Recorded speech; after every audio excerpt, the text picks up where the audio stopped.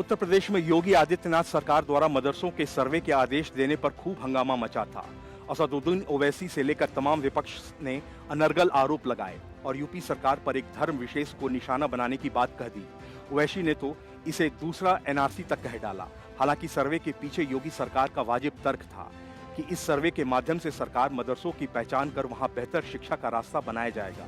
लेकिन अब जबकि मदरसों का सर्वे शुरू हुए हफ्ता भर ही हुआ है, योगी सरकार सही निकली और एक बहुत बड़े झूठ की पोल खुलने लगी है।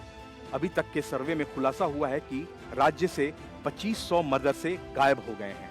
मतलब यह कि यह मदरसे फर्जी थे और इनका मुसलमानों की शिक्षा से कोई पैरोकार नहीं था।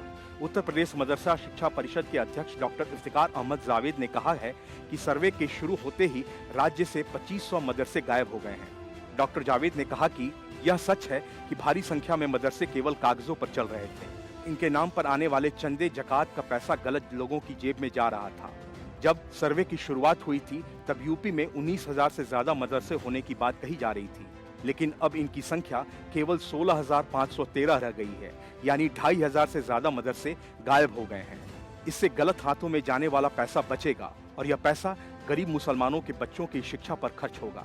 वहीं मदरसों के सर्वे का विरोध करने वाले लोगों पर आगे बोलते हुए डॉक्टर जावेद ने यह भी कहा कि जो लोग मदरसों के सर्वे का विरोध कर रहे थे वे इसे मुसलमानों के आंतरिक मामलों में सरकार का दखल बता रहे थे। लेकिन जब आप केंद्र सरकार से हर साल 3,000 करोड़ रुपए की सहायता लेंगे, अनेकों मदरसों में 50,000 से लेकर लाख रुपए से ज्यादा वेतन लेंगे और उन्हीं मदरसों में सरकार से मिलने वाली बिजली, पानी, सड़क की सुविधा का उपयोग करेंगे, तो यह आपका व्यक्तिगत मामला कैसे रह गया? सरकार को ऐसे संस्थानों के लिए नियम बनाने और इसके हितधारकों की चिंता करने का अधिकार है। इससे कोई बच नहीं सकता। जावेद ने कहा, कोई भी व्यक्ति जो गरीब मुसलमानों के बच्चों को आधुनिक बेहतर शिक्षा देने के पक्षधर होगा, वह मदरसों के सर्वे को गलत नहीं ठहरा सकता। हमें समझना चाहिए कि मदरसों के सर्वे का विरोध अब तक कौन और क्यों कर रहा था। जो असदुद्दीन ओवैसी मदरसों के सर्वे को दूसरा एनआरसी कह रहे थे, उन्हीं के भाई अकबरुद्दीन ओवैसी का बेटा अमेरिका में एमबीबीएस कर रहा है और बेटी लंदन में लॉ पढ़ रही है।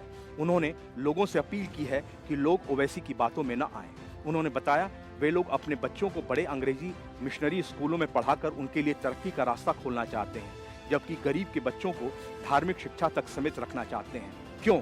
इसके पीछे केवल राजनीति जिम्मेदार है। लेकिन मैं कहना चाहता हूं कि मुसलमानों के गरीब बच्चे भी अब आधुनिक शिक्षा हासिल करेंगे। उनके विकास का रास्ता खुल गया है। गौरतलब है कि उत्तर प्रदेश की योगी आदित्यनाथ सरकार राज्य के मदरसों का सर्वे करवा रही है। यह सर्वे 13 सितंबर से शुरू हो चुका है। मदरसों के इस सर्वे के लिए 5 अक्टूबर तक की समय सीमा निर्धारित की गई है। Bureau report, news of India.